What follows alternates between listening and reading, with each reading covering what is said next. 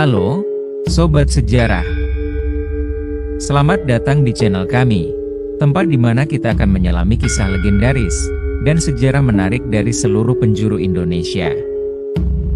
Dari kerajaan-kerajaan kuno hingga mitos yang masih hidup hingga kini, kita akan mengungkap cerita yang jarang diketahui. Jangan lupa untuk like, subscribe, dan aktifkan lonceng notifikasi, agar tak ketinggalan cerita seru lainnya.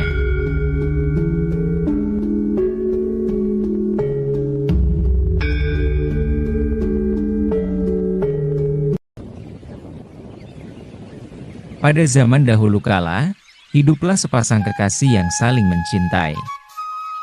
Sang lelaki bernama Raden Kusuma, dan yang perempuan bernama Dewi Anjarwati. Dewi Anjarwati berasal dari daerah di sekitar Gunung Kawi, sedangkan Raden Kusuma berasal dari Gunung Anjasmara. Ketika pasangan tersebut akhirnya menikah, seperti pada masyarakat Jawa pada umumnya, pesta pernikahan diselenggarakan di tempat mempelai perempuan, yaitu di Gunung Kawi. Pesta yang digelar berlangsung sangat meriah, dengan menghadirkan beberapa macam pertunjukan dan permainan yang digemari masyarakat setempat. Layaknya pengantin baru lainnya, kehidupan rumah tangga Raden Kusuma dan Dewi Anjarwati berlangsung sangat menyenangkan. Mereka merasa menjadi pasangan yang paling berbahagia di bumi ini. Hari-hari mereka lewati dengan sukacita, bercengkerama, tanpa sedikit pun terbersit perselisihan. Begitulah, selain berkuda, kadang-kadang mereka juga pergi ke telaga untuk sekadar menikmati bening dan sejuknya air telaga. "Aku selalu menyukai suasana seperti ini, Dinda," kata Raden Kusuma ketika mereka berada di tepi telaga. "Lihatlah, betapa riangnya ikan-ikan itu berenang. Lucunya, mereka saling berkejaran. Indah sekali warna ikan-ikan itu," Dewi Anjarwati menimpali. Raden Kusuma mengangguk tanda mengiyakan. Tidak jarang pula mereka berdua pergi ke pusat keramaian atau pasar, untuk berbelanja dan menyapa orang-orang yang mereka temui. Sering mereka mengamati betapa kehidupan masyarakat di sini terjalin dalam rasa saling menghormati dan mengasihi. Beberapa lelaki pandai besi terlihat tekun mengerjakan pesanan alat-alat pertanian. Panasnya hawa yang keluar dari tungku pembakaran tidak menyurutkan semangat mereka untuk terus menempa besi-besi, agar semua pesanan segera dapat mereka selesaikan. Di sudut lain, ibu-ibu dan remaja putri terlihat asyik menganyam beberapa peralatan dapur seperti kukusan, pendaringan, dan sebagainya untuk dijual. Beberapa orang yang lain terdengar menawarkan makanan dan minuman. Semua orang yang ditemui mengagumi ketampanan Raden Kusuma dan kecantikan Dewi Anjarwati. Selain itu, orang-orang tersebut juga memuji keramahan pasangan tersebut. Sebaliknya, Raden Kusuma dan Dewi Anjarwati juga menikmati kehidupan mereka di tengah-tengah masyarakat Gunung Kawi yang damai, tentram, dan bersahaja. Hingga pada suatu saat, ketika hitungan hari menginjak selapanan atau 35 hari sejak pesta pernikahan digelar, terbersit keinginan Dewi Anjarwati untuk pergi dan berkunjung ke Gunung Anjasmara, tempat tinggal Raden Kusuma. "Kanda, entah mengapa, tiba-tiba aku ingin bertemu dengan Ramanda dan Ibunda di Anjasmara," kata Dewi Anjarwati pada suatu sore. Agak terkejut Raden Kusuma mendengar pernyataan istrinya itu. "Bukankah belum saatnya untuk itu?" tanya Raden Kusuma setelah menata hatinya. "Usia pernikahan kita baru menginjak selapanan, Dinda. Aku ragu, Ramanda dan Ibunda di sini menyetujuinya." "Kanda, aku benar-benar menginginkannya. Kalau Ramanda dan Ibunda tidak berkenan, akan kucoba untuk membujuknya." Raden Kusuma menghela nafas. Ia benar-benar yakin kalau mertuanya tidak akan menyetujuinya. "Baiklah Dinda, cobalah berbicara kepada Rama dan Ibu. Aku sendiri sebetulnya juga sudah rindu pada orang tuaku," ucap Raden Kusuma mencoba memantapkan hati istrinya. Rupanya orang tua Dewi Anjarwati benar-benar tidak menyetujui keinginan putrinya itu. Bagi mereka, sepasang pengantin baru belum boleh bepergian jauh selama usia pernikahan belum atau baru mencapai selapanan. Orang tua Dewi Anjarwati menginginkan anaknya tinggal lebih lama lagi di Gunung Kawi. "Tinggallah di sini barang sebentar lagi, anakku," tutur ibunya. "Ibu takut, malapetaka akan datang jika kalian tetap pergi. Usia pernikahan kalian baru mencapai selapanan. Tinggallah di sini sebentar lagi," sang ibu menegaskan kembali penolakannya. "Biarlah dewata yang melindungi kami. Lagi pula, masih ada para pengawal yang akan mengantarkan. Aku tidak sedikit pun ragu, Ibu." Dewi Anjarwati merajuk. "Kau tidak mengerti, anakku," desa ibunya khawatir. "Kami akan berangkat besok pagi, Ibu. Kami mohon doa restu ayahanda dan ibunda." Dewi Anjarwati bersikeras mewujudkan keinginannya keesokan harinya. Dengan siap menanggung segala risiko akibat tidak menurut pada perintah orang tuanya, Dewi Anjarwati pergi bersama Raden Kusuma ditemani oleh beberapa pengawalnya.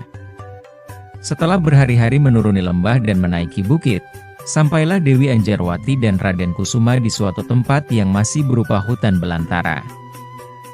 Tiba-tiba rombongan kecil itu dikejutkan oleh kedatangan seorang laki-laki yang tidak mereka kenal, dan tidak mereka ketahui dari mana asal-usulnya. Laki-laki itu berdiri di tengah jalan yang hendak dilalui rombongan Raden Kusuma. Melihat gelagat yang kurang bagus itu, Raden Kusuma segera memerintahkan para pengawalnya untuk berhenti. Suasana hening sejenak. "Kisanak, kalau aku boleh tahu, siapakah Kisanak dan dari mana Kisanak berasal? Apa keperluanmu?" Raden Kusuma membuka percakapan. Orang tersebut tidak segera menjawab pertanyaan Raden Kusuma. Ia hanya tersenyum sinis, bersedekap, sambil matanya terus-menerus memandang ke arah Dewi Anjarwati. "Cantik sekali istrimu, hai orang asing," tiba-tiba laki-laki itu menjawab tanpa menoleh sedikitpun ke arah Raden Kusuma. Terkejut Raden Kusuma mendapat jawaban yang tidak sepantasnya tersebut. "Kisanak, apa maumu?" Raden Kusuma mencoba bersabar meladeni tingkah laku orang itu. "Aku bukan siapa-siapa dan tidak berasal dari manapun, aku hanya senang melihat istrimu," jawab laki-laki itu sambil tertawa. Mendengar jawaban itu, Raden Kusuma menyebutnya sebagai Joko Lelono, yang berarti orang yang mengembara tanpa arah dan tujuan yang jelas. Joko Lelono ternyata merasa tertarik melihat kecantikan Dewi Anjarwati. "Aku sedang tidak berminat untuk menjelaskan kepadamu saat ini, aku hanya tertarik kepada wanita itu," lanjut laki-laki itu sembari menunjuk ke arah Dewi Anjarwati. "Berapa kuda yang kau inginkan sebagai ganti istrimu ini?" Habis sudah kesabaran Raden Kusuma saat mendengar jawaban tersebut. Ia merasa bahwa Joko Lelono sudah bersikap tidak patut terhadap dirinya. Tahulah ia bahwa Joko Lelono berusaha merebut Dewi Anjarwati dari tangannya. Saat itu Raden Kusuma memutuskan bahwa ia harus melindungi istri sekaligus harga dirinya. Ia bermaksud menantang laki-laki yang tidak tahu ada tersebut. "Apa boleh buat? Kau menantangku? Akan kuberi pelajaran kepada orang berperangai sepertimu," geram Raden Kusuma. Dewi Anjarwati mencoba mencegah suaminya meladeni niat buruk laki-laki itu. "Dinda, laki-laki ini telah menginjak-injak harga diriku. Aku tidak rela dia hidup lebih lama lagi." Sebelum perkelahian berlangsung, Raden Kusuma sempat berpesan kepada para pengiringnya untuk segera membawa Dewi Anjarwati pergi dan bersembunyi dari kejaran Joko Lelono, ke suatu tempat yang ada air terjunnya atau coban. "Paman Hulu Balang, bawalah istriku pergi tempat ini," perintah Raden Kusuma kepada para pengiringnya. "Baik, Raden," kata para pengiring hampir bersamaan. "Pergilah ke arah utara menyusuri sungai. Di sana, paman akan menjumpai sebuah coban. Tunggulah aku di tempat itu, sebentar lagi aku akan menyusul, ujar Raden Kusuma, sambil berusaha menghalau kudanya agar menjauh darinya. Sepeninggal rombongan itu, segera terjadi perkelahian yang seru antara Raden Kusuma dan Joko Lelono. Rupa-rupanya, kedua lelaki itu mempunyai kekuatan dan kesaktian yang berimbang.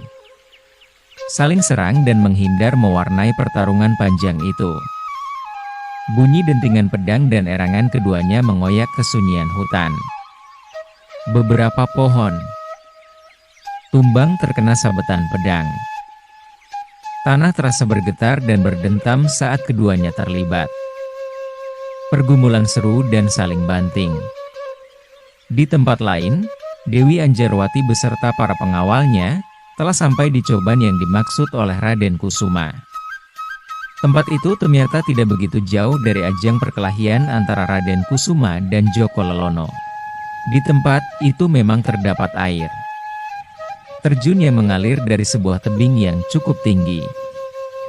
Deburan air yang menimpa batu-batu besar bawahnya, seolah berpacu dengan degup jantung Dewi Anjarwati yang tidak henti-hentinya menangis, mengkhawatirkan keadaan suaminya tercinta.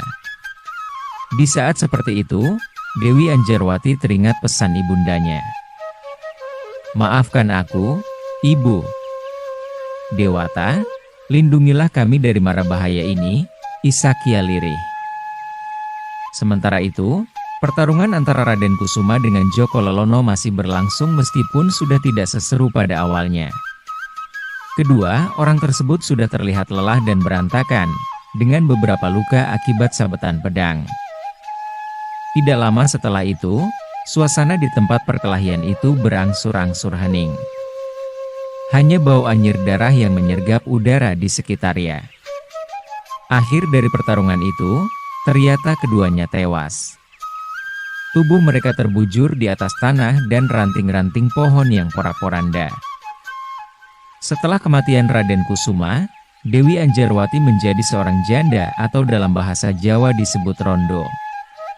Karena tempat Dewi Anjarwati menunggu suaminya bertarung adalah sebuah coban, maka tempat tersebut dikenal dengan nama Coban Rondo sampai sekarang.